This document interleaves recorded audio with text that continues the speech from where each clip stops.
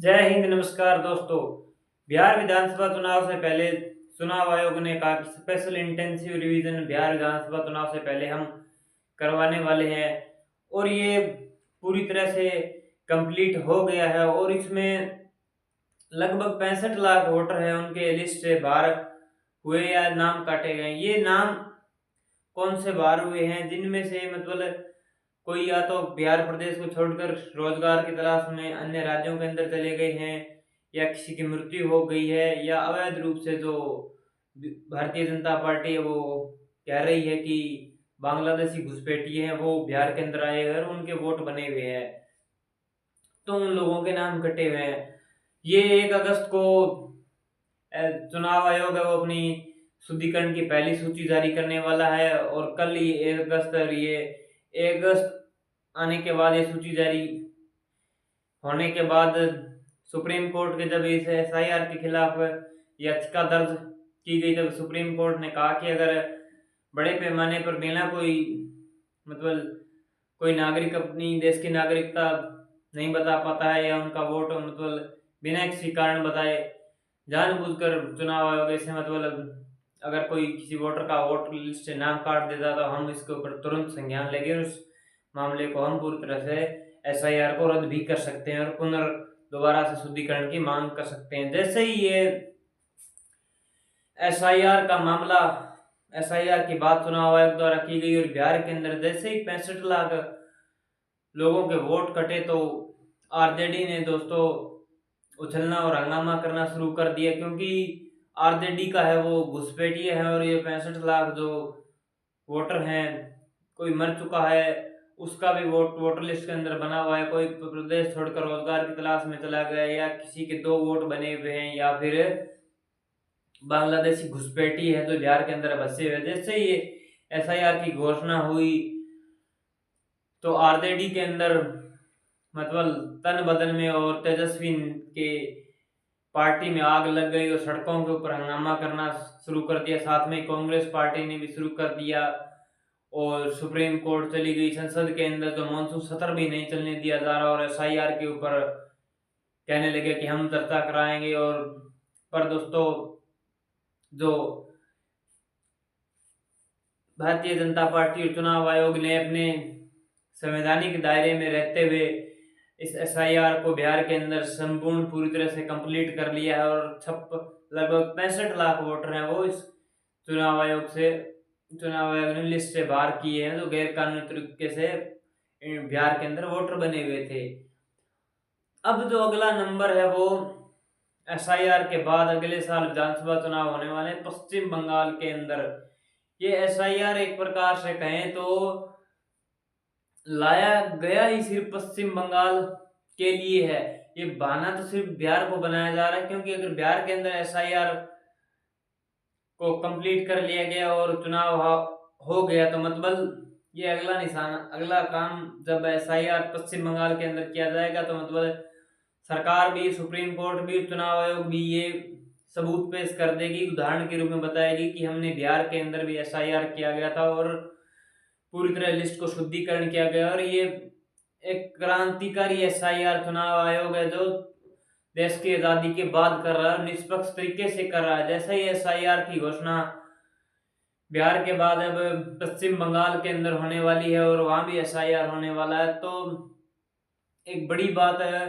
पता है कि वहां क्या उभर कर आए है कि वहां 3 करोड़ से ज्यादा लोगों के एसआईआर के तहत वोटर लिस्ट से नाम कटने वाले हैं और ये सबसे ज्यादा 24 परगना जिला, 22 परगना जिला, वीरभूमि, मुर्शिदाबाद हो गए जहां भी पीछे हिंसा हुई थी, लगभग 5-10 जिलों में सबसे ज्यादा। क्योंकि ये दोस्तों जो पश्चिम बंगाल के ये जिले हैं जो बॉर्डर पर लगते हुए हैं और बांग्लादेश से घुसपैठिए सीधे पश्चिम बंगाल के अंदर आते हैं। और आपको पता है तृणमूल कांग्रेस पार्टी है वो इन घुसपैठियों को संरक्षण देती है। सबसे पहले इनको यहाँ, पहले तो सीपीआई पार्टी होती थी, लगभग टीएमसी से पहले उन्होंने पश्चिम बंगाल के अंदर उनका शासन था वो पालते रहे और ममता बनर्जी इसको पाल रही है। और 3 करोड़ वोटर जब नाम कटेंगे और मैं एक बात बताना चाहता हूँ कि घुसपैठिए जब भारत के अंदर आते हैं पश्चिम बंगाल में बांग्लादेश से बॉर्डर कूद कर तो टीएमसी क्या करती है, इन लोगों के राशन कार्ड, आधार कार्ड और पहचान पत्र बनाती है। और कपिल सिब्बल जैसे जो इन घुसपैठियों की पैरवी करने वाले और कांग्रेसी कांग्रेसी नेताओं की और कांग्रेस पार्टी और टीएमसी की याचिका लेकर सुप्रीम कोर्ट के अंदर पहुंचे और सुप्रीम कोर्ट के अंदर कहा कि चुनाव आयोग आधार कार्ड, पहचान पत्र और राशन कार्ड को वैध मान लिया जाए। ऐसा होने वाला नहीं, क्योंकि पश्चिम बंगाल के अंदर रुपए लेकर सरकारी जो मतलब सिविल हॉस्पिटल या जो सरकार द्वारा वैलिड जगह है उनके ऊपर पैसे लेकर तृणमूल कांग्रेस की तो वहां सरकार है, तो वहां बड़े पैमाने पर लोगों से, घुसपैठियों से पैसे लेकर ये बड़े लेवल पर जो है आधार कार्ड, राशन कार्ड, पहचान पत्र बना देती है। परंतु 11 प्रकार की वैलिड डॉक्यूमेंट्स चुनाव आयोग ने मांगे हैं कि अगर यही वैलिड डॉक्यूमेंट होंगे जिसमें नागरिकता एक प्रमुख है तो, और ये 3 करोड़ अगर वोटर कटेंगे तो मतलब सीधा सीधा ये कोर वोटर है वो टीएमसी के हैं। और बीजेपी चाहती है कि ये शुद्धिकरण है वो इस बार जो पूरी तरह से निष्पक्ष और बंगाल के अंदर तो हो ही जाना चाहिए, क्योंकि अगले साल विधानसभा चुनाव होने वाले हैं। और मैं आपको बताना चाहता हूं कि पश्चिम बंगाल के अंदर लगभग 74 विधानसभा ऐसी मुस्लिम बाहुल्य सीटें हैं जो सीधी टीएमसी जीतती है, क्योंकि ये घुसपैठी 3 करोड़ वोटर हैं, इनका जब सीधा ये तृणमूल कांग्रेस पार्टी को वोट देती हैं। और अगर ये किसी कारणवश चुनाव के टाइम बाहर गए होते हैं, चाहे विधानसभा चुनाव हो, लोकसभा चुनाव हो और पंचायत के चुनाव हो, तो टीएमसी है जो बहुत बड़ा पैसा खर्च करके इनको बच्चों का, रेलों का प्रबंध करके बंगाल के अंदर लाती है और इनसे वोट डलवाती है और अपने पक्ष में वोट ये तो डालते हैं, क्योंकि इनको बात रही है तृणमूल कांग्रेस पार्टी और सत्ता में आ जाती है, वो उनका कोर वोटर है और बहुत बड़ा मतलब कहते हैं कि हमारा वोट बैंक है। और तृणमूल कांग्रेस बहुत मजबूत है। तृणमूल कांग्रेस बिल्कुल भी मजबूत नहीं है,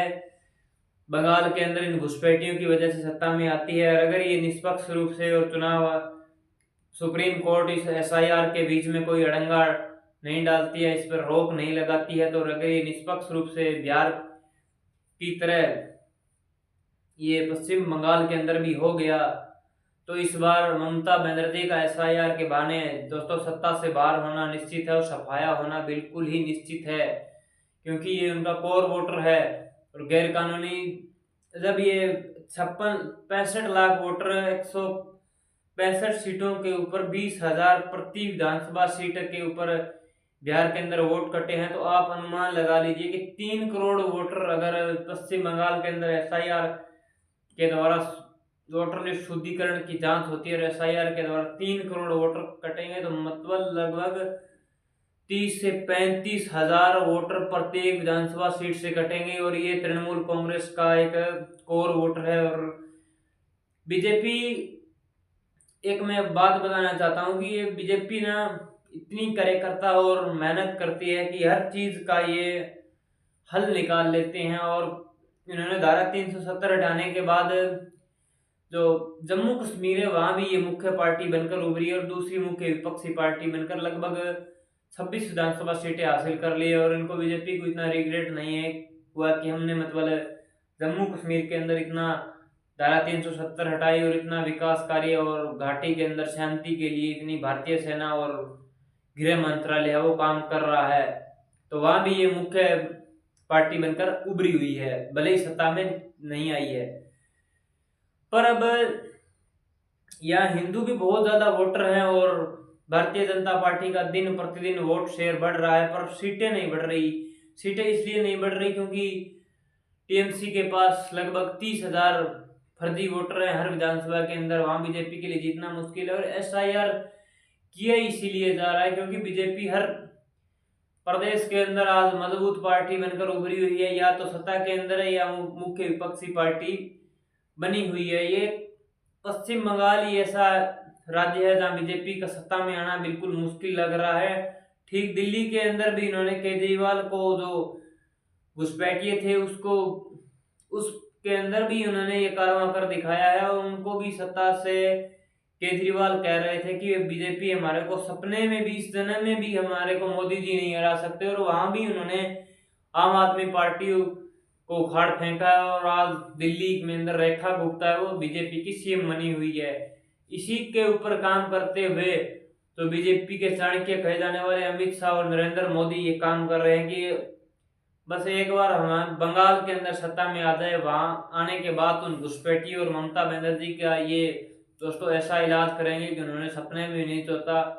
था। और बीजेपी जब किसी भी राज्य के अंदर एक बार सत्ता में आ जाती है ना, तो ऐसे ऐसे काम करती है कि दोबारा जनता ना बीजेपी को छोड़ना नहीं चाहती, और उनका मतलब दिलों में राज करने लग जाती है और जमीनी स्तर पर काम करती है। और यही डर ममता बनर्जी को सता रही है, और हाथ में झंडा लेकर टीएमसी की कह रहे हैं कि लोगों को मतलब बंगाली भाषा के नाम पर तंग किया जा रहा है, उनका वोटर लिस्ट से नाम हटाया जा रहा है, और कि हम अपनी जान की बाजी लगा देंगे और एसआईआर मतलब पश्चिम बंगाल के अंदर तो होने ही नहीं देंगे। परंतु दोस्तों इस बार मुझे लगता है कि एसआईआर पश्चिम बंगाल के अंदर होकर ही रहेगा और वोटर की शुद्धिकरण होकर ही रहेगा। पश्चिम बंगाल है जो लगभग बताया जाता है कि 2000 किलोमीटर का एरिया इसका बांग्लादेश से इनकी बॉर्डर लगती है, और वहीं से ये सीधे घुस के पश्चिम बंगाल के अंदर आ जाते हैं। और यहाँ आपको पता ही है कि पश्चिम बंगाल की मुख्यमंत्री, टीएमसी की मुख्यमंत्री दीदी है जो ममता बनर्जी है, वो उनको संरक्षण देती है, पालती है, उनके Aadhaar card, voter card, ration card बनवाती है, और कि आप हमारे यहाँ आइए और वोट बनाइए, खुले से रहिए, आपको कोई तंग करने वाला नहीं है, क्योंकि प्रदेश के अंदर हमारी सरकार है और आपको कोई कुछ कहने वाला नहीं है। और आप हमारी पार्टी को ये वोट तो इसलिए देते ही हैं क्योंकि इनको पार्टी पाल रही है। इतनी गरीबी है बांग्लादेश के अंदर, सीधे बॉर्डर कूदते हैं और बंगाल में आ जाते हैं। और जिस तरह से बांग्लादेशी पकड़ो घुसपैठिए अभियान है जो बीजेपी ने चलाया है, लगभग सभी राज्यों के अंदर से ये भाग भाग कर जा रहे हैं, और बीजेपी की जाना जिन राज्यों के अंदर सत्ता है वहां से अवैध अतिक्रमण हटाया जा रहा है। ये अपने बोरिया बिस्तर बांध कर इस बार चल दिए हैं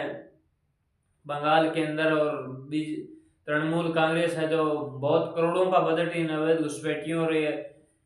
अप्रवासी लोगों के ऊपर खर्च करती है, क्योंकि उनका वोटर बन जाता है तो सीधा वोट डालते हैं टीएमसी को और उनको सत्ता में आ जाती है। और फिर वही कहानी पीछे से चली आ रही है, वही परिपाटी चल जाती है। सत्ता में आ गई है तो मतलब केंद्र सरकार किसी राज्य के अंदर जब उनकी पार्टी की सरकार नहीं होती तो ये उतना दखल नहीं दे पाते हैं। और एसआईआर के बहाने इस बार बिल्कुल ही निश्चित लग रहा है कि पश्चिम बंगाल से ममता बनर्जी का सफाया होने वाला है। और दोस्तों इतना बड़ा हिंसा होने वाली है, परंतु अगर एसआईआर हो गया पश्चिम बंगाल के अंदर तो चुनाव आयोग और भारतीय जनता पार्टी इतनी बड़ी फोर्स इस बार बंगाल के अंदर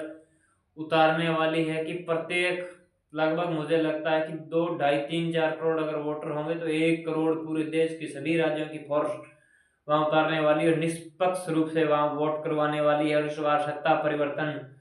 जिस प्रकार से वहां आग का बिगुल बज रहा है और सत्ता का बिगुल बज रहा है और जनता बिल्कुल तैयार लग रही है और माहौल बना हुआ है, तो इस बार सत्ता परिवर्तन होना अगर एसआईआर हो गया तो बंगाल से ममता बनर्जी और टीएमसी का सफाया होने वाला दोस्तों निश्चित ही है। क्योंकि जितने भी बड़े अन्य हिंदू वोटर हैं और हिंदू नेता हैं और ये बड़े कदावर नेता जो अन्य पार्टियों के अंदर गए हुए तो वो इस बार टीएमसी हो गई, सीपीआई और कांग्रेस पार्टियों छोड़कर बीजेपी ज्वाइन कर रही है। और उनको इस बार पूरी तरह से एहसास और आभास हो गया कि इस बार बीजेपी आने वाली है और माहौल बनेगी है, और वो इस बार बीजेपी को ज्वाइन कर रहे हैं। इसी माहौल को देखते हुए यही आज का एनालिसिस था। अगर आपको वीडियो अच्छी लगी तो वीडियो को लाइक कीजिए, चैनल पर पहली बार है तो चैनल को सब्सक्राइब जरूर कीजिए और दोस्तों कमेंट भी जरूर कीजिएगा।